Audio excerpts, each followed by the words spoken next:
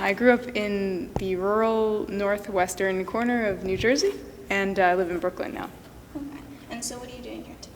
Oh my gosh, well, I'm playing some music. I'm going to play some songs as part of a presentation that's being given by Kristen Russo, who's my wife, and her business partner, Danielle Owens-Young, and they run a business called Everyone is Gay, and their mission is all about providing support resources for LGBTQ youth.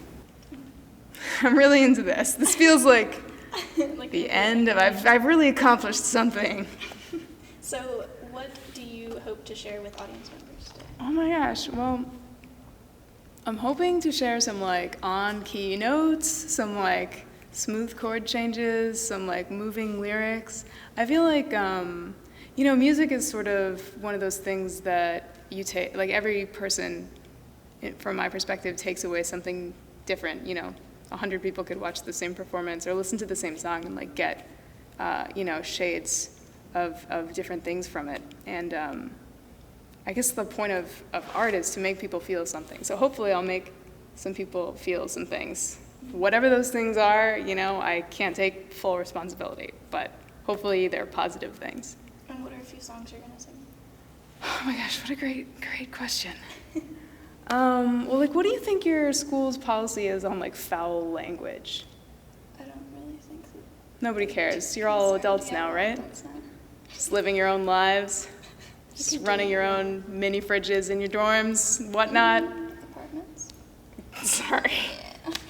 Oh, that's so nice. Wait, do you, like, start in dorms, or do you just start in apartments? Well, I was in a dorm last year, but... I mean, it's none of my business. I'm just, like, the campus is, I went to a school that at least looks a lot smaller than your school. So, like, whenever I go to a real college campus, I'm like, whoa, what happens here? This is like, you know, Hogwarts. Yeah. So, a big on-campus student body, but a big off-campus as well. so many humans milling about, learning. I'm gonna, like, vibe out the room, but I'm probably gonna play, like, some songs, like a song of mine that's called Last Person, just like a song about some stuff. I feel like I'm really striking out on this question because I'm not totally, like, I feel like, should I tell you the names of these songs of mine that I intend to play? Because, like, do you have, like, you know what I mean? I'm having an inferiority moment where I'm like, ugh. Well, I don't want to, like, burden you with names of songs that, like, are meaningless. You know what I mean? Okay. But you did ask the question. I'm so sorry. See, how about we do the songs you're going to sing, what inspired you to write them? Oh my gosh. Let me tell you all about it. Fantastic. The songs that I write, generally speaking, come from maybe like 50% personal experience or the personal experiences of people that are close to me. So I have a lot of like love songs, a lot of breakup songs. I have some songs that are like a little more abstract, like I have a song about the myth of Orpheus, you know, venturing into the underworld to retrieve his dead lover. You know, like things like that. I probably won't play that song tonight. I'll probably play mostly breakup songs and love songs because, like, it's just the most human thing that I think you can write about. You know what I mean? And so how is tonight's seminar personal to you? Well, oh my gosh, great question. First of all, you know, Kristen is my wife, so that's like pretty personal. Like, second of all, in like June, I decided to like start talking about that. I guess I've been in like a full-time musician and like doing things like this and like playing shows and talking to people at those shows and whatnot for maybe like 6 or 7 years. And I never really talked about that part of my life. And this year I like decided to start talking about it and to just like, not that it like needs to be talked about, but I felt like I had gone out of my way to sort of hide it. And, you know, I wanted to sort of like set a new precedent for myself about being honest about it and addressing it, because I feel like outside of like whatever there is to be gained or lost from that you can choose to accept or ignore about the state of the world. And I feel like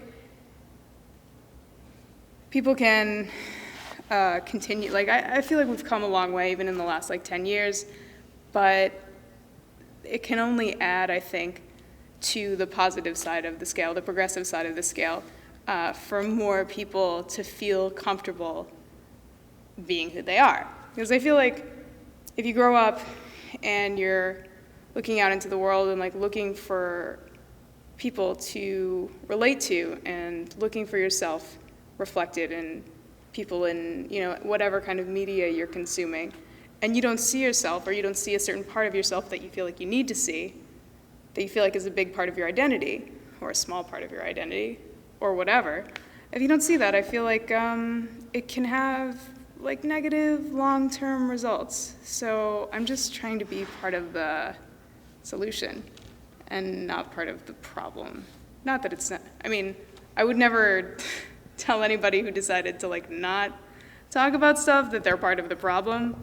I think everybody has the right to make those decisions for themselves, and I don't think that it's my place or anybody's place to judge that at all. But I just thought like, I'm like an adult now, so it's time to like start getting serious.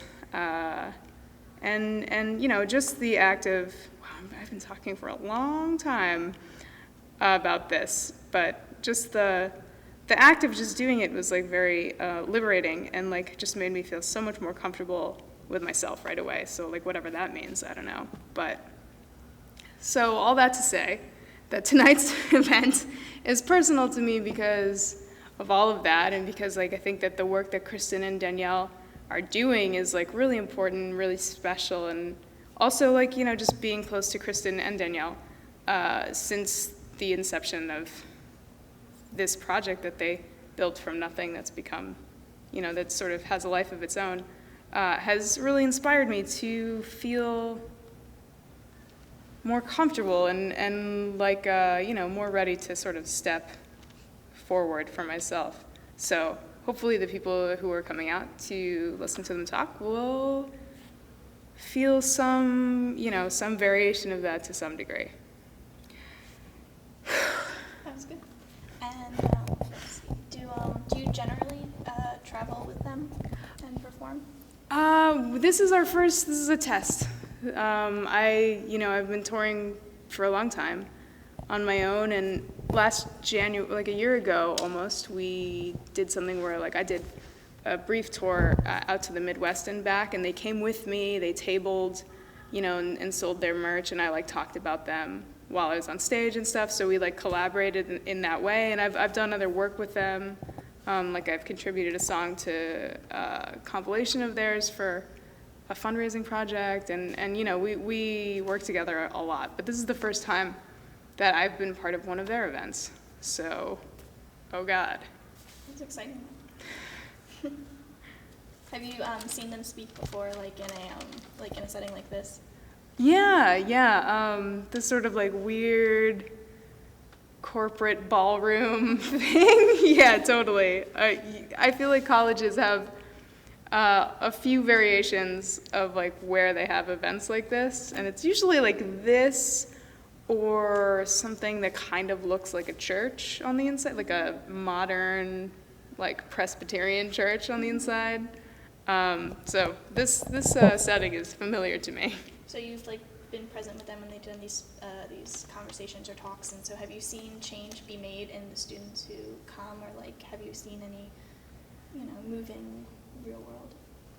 Yeah, I definitely at events, and also just from being around Kristen a lot of the time, am privy to stuff that happens via email and what have you, and seeing like the way that people sort of like come together at these events. It has like a very particular safe space kind of feel, which is like a good thing unto itself. And then like, you know, I've seen like kids, no disrespect, but I am an adult now. I am so old, so kids, it's fine.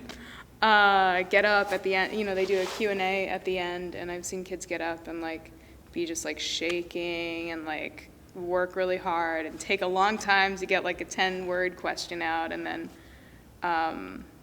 you know, have Kristen and Danielle give them feedback or whatever, and like I've seen people like burst into tears. Like it's just, it can be like really moving, and I think it doesn't necessarily, you know, I would say those extreme emotional responses are not necessarily the majority of the responses, but I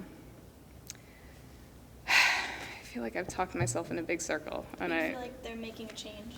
I do, I really do. I feel like just the way that like kids will come up to them and talk, you know, they speak at junior highs and high schools too, and like I think that's like a whole other animal where the kids are so like young and like full of, you know, almost too much energy, you know what I mean? And they're also still like, you're kind of like still developing, I think, and you're like just starting to sort of figure out like what's right for you and wrong for you on your own terms, not on like your parents' terms or whoever's raising you. And to see those kids or to hear the stories that they have about those kids, it can be, it sounds very powerful and it looks very powerful, just to see the way, again, I feel like I'm talking myself in a big circle, but I do think that that change is happening and it is real and I have seen it, and trust me, you know what I mean? I got you. Thanks for listening. We run an organization called Everyone is Gay. Together. So it began as an advice website, correct? And has